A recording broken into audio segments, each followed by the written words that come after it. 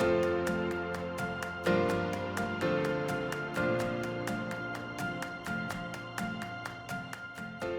TFBC, welcome to TFBC Stories, where once a month we like to get to know someone in our church. This time we get to interview someone who is well known in our church, and that is the Medcalfs.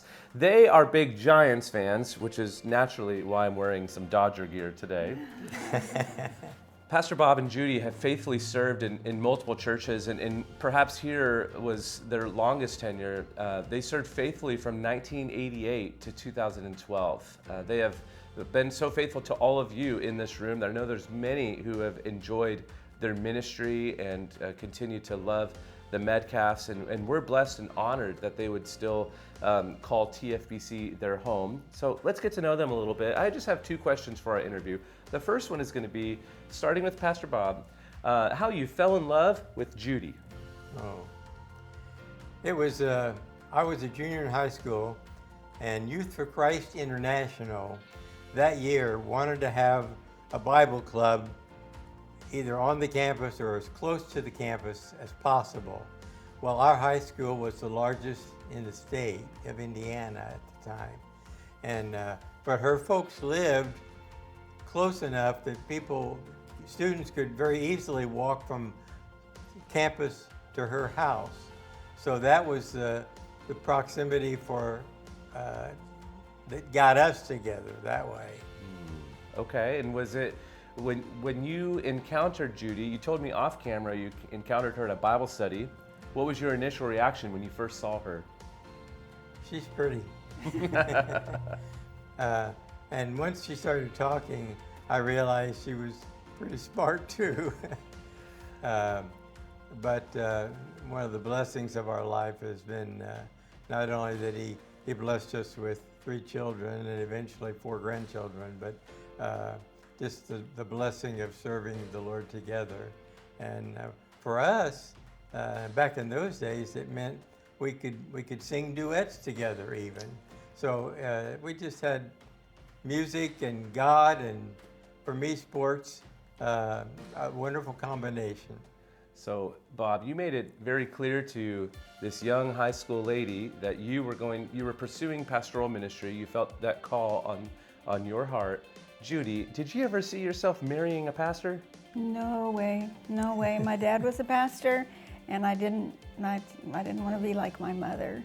So when he started talking about this, I was very clear that I didn't think I was the right person because I didn't feel that that was my calling. And in a discussion with my mother, I told my mother that, and my mother asked me one question. She said, "Have you prayed about it?" And I answered her, "No, I have not. I know what I want and I know what I don't want." And I went off to my bedroom. But she planted a seed, and when God's Spirit gets a seed in your heart, then He doesn't leave you alone because He wants His perfect will for your life. And so through prayer, God changed my mind, and here we are 68 years later, and I've been a pastor's wife and have so enjoyed that role of ministering alongside of him and watching God work through him and having the privilege of, working with people in the church. Yeah, I love that. Thank you, Judy. I think it was very wise of your mom to really instruct you that it shouldn't be your will that you want in your life. It should be the Lord's will. Absolutely. So let me ask you the next question, and we'll start with you, Judy. Would you tell me, over the decades of ministry that you've enjoyed with your husband, what is one of the big joys of ministry? Being able to watch families accept the Lord, watch children find their mates, watch those children birth children of their own, and watch those children being baptized in the church. Just to see a generation born and be on that front row seat of seeing God work in that family with the seed planted, and then it go from generation to generation. What a blessing. That's a real blessing, because a lot of pastors don't stay long. They stay and they go, and they stay and they go. and they miss such a joy. And it's hard staying longer because there's more difficulties you have to work through. But the joy of it is just so overwhelms the difficulty of it. Yeah, I would agree with you. Pastor Bob, how about you? What are the joys that you've enjoyed in ministry over the years? The greatest joy? It'd be hard for me to say what was the greatest, because it's all been so blessed and so good.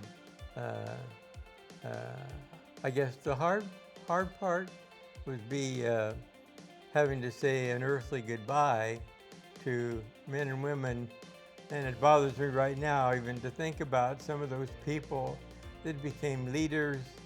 I watched them grow in the Lord and become, partners and friends for the rest of our lives. You told me off camera that one of your joys was seeing people grow and being on the front lines and seeing them spiritually grow. Judy's observation was watching them really even physically grow as they make families of their own, but both of you really have enjoyed being on the front lines, and I would say being a big part of their growth. And I'm thankful for the seeds that you have planted at our church. There's a verse that I want to share with both of you and share with our church. It's Hebrews chapter 13, verse 7. I read this verse and I thank both of you. Remember your leaders, those who spoke to you the word of God. Consider the outcome of their way of life and imitate their faith. You two are worthy to be imitated. You're worthy to be looked up to. Thank you for the incredible example that you continue to set for our church. Thank you. Thank you. All right, church family, that was our sweet time with the Medcalfs. I would encourage you to get to know them after church. Go give them a hug, shake their hands, and thank them for their hard work here at the church. Now, get ready because we're going to open our word and dig into a sermon.